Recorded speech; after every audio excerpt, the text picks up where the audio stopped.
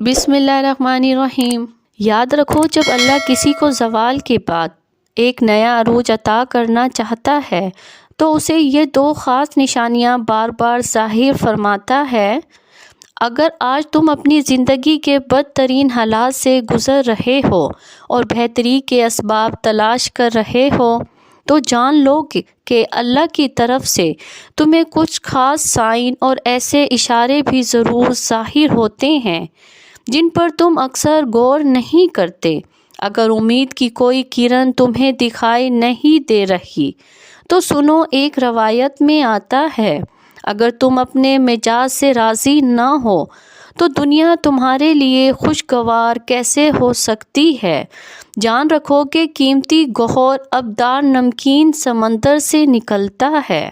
بہت سی خوفناک اور غیر متوقع واقعات تمہارے لیے مسرت اور نیا عروج لے کر آتے ہیں۔ کتنی ہی سلامتی ممانعت کے بعد ملتی ہے اور بہت سی چیزیں کچی کے بعد درست ہو جاتی ہیں۔ اللہ تعالیٰ فرماتا ہے، اے محمد صلی اللہ علیہ وآلہ وسلم، ان سے پوچھو کہ صحرا اور سمندر کی تاریکیوں میں کون تمہیں خطرات سے بچاتا ہے اور کون ہے جس سے تم مصیبت کے وقت گڑ گڑا کر چھپکے دعائیں مانگتے ہو۔ بس تم خدائے زندہ پر بھروسہ رکھو جو کبھی نہیں مرے گا، اور اس کی حمد کے ساتھ اس کی تسبیح کرتے رہو۔ آج لوگوں کی طرف سے دی گئی زیادتیاں یا بہتان ترازیاں تمہیں دکھی کر رہی ہیں اور تمہاری زندگی زوال کی پستی میں ڈوبتی جا رہی ہے تو یاد کر وہ وقت جب نبی کریم صلی اللہ علیہ وآلہ وسلم کی پیاری زوجہ حضرت عائشہ رضی اللہ عنہا کا پسندیدہ ہار گم ہو گیا اور اس کی گمشدگی کا بہانہ لے کر دشمنوں نے ان پر لغو الزامات کی سازشیں کر کے انہیں دکھی اور مضطرب کر دیا، یہاں تک کہ آپ بیمار ہو کر گوشہ نشین ہو گئی، مگر اپنا بھروسہ ٹوٹنے نہ دیا، اپنا معاملہ اللہ کی عدالت میں پیش کر دیا تو جانتے ہو ارض زمین کے رب نے ان کی عفت اور معافی کی گواہی آسمان سے اتار کر انہیں عروج کی منزلوں تک پہنچا دیا۔ اللہ تعالیٰ قرآن میں خود فرماتا ہے،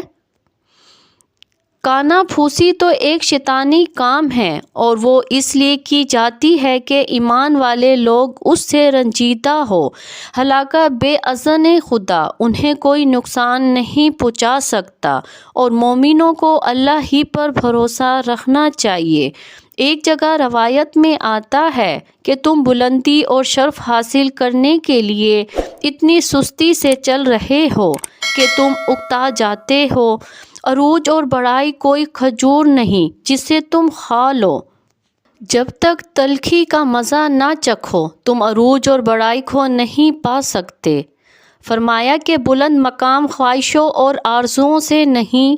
بلکہ عزم وار ارادے اور تدبیر و عمل سے بنتے ہیں۔ ایک اور شجاع دل انسان کا یقین راسخ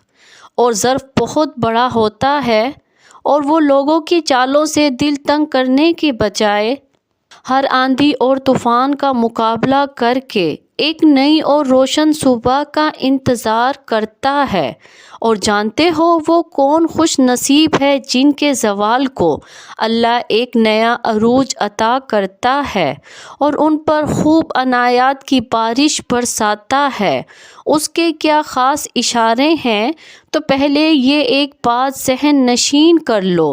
جان رکھو زندگی اس اندھیری سرنگ کی مانگ ہے جس کے آخر میں روشنیوں کے اجالے ہوتے ہیں، اور یہ اجالے ان لوگوں کا نصیب بن کر ہی رہتے ہیں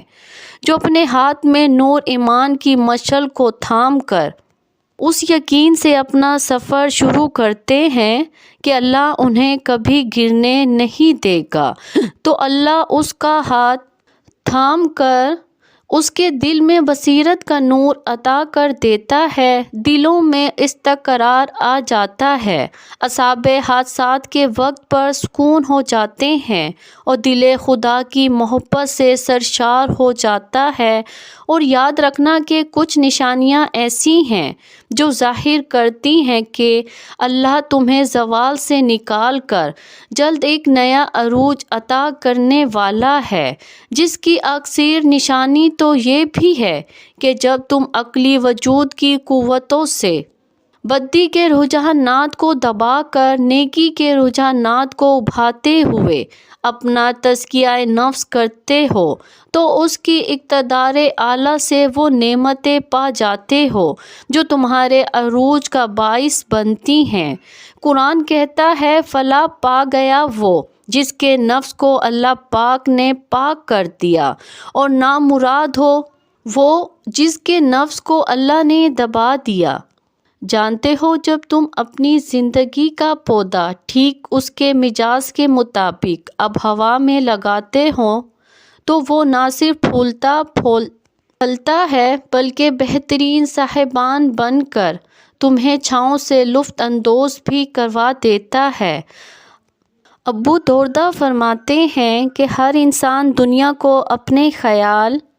عمل اور محرکات کے چشمے سے دیکھتا ہے۔ اگر تمہارا عمل اچھا ہوگا تو محرکات صحیح ہوں گے، تمہاری فکر پاکیزہ ہوگی